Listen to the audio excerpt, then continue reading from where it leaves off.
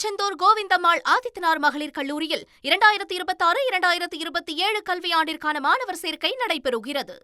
திருவண்ணாமலை மாவட்டம் ஜவ்வாது மலையில் ஒற்றை தந்தம் கொண்ட காட்டு யானை அரசு பேருந்தை வழிமறித்த சம்பவம் வாகன ஓட்டிகள் மற்றும் பயணிகள் மத்தியில் அச்சத்தை ஏற்படுத்தியது.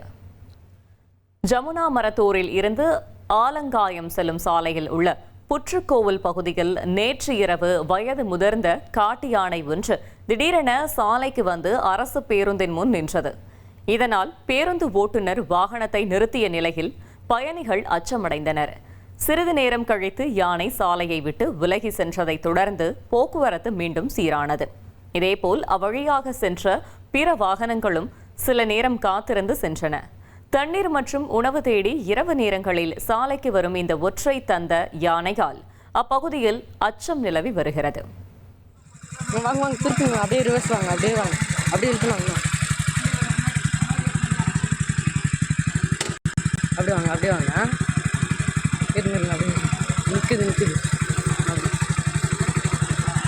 நான் வரேன்.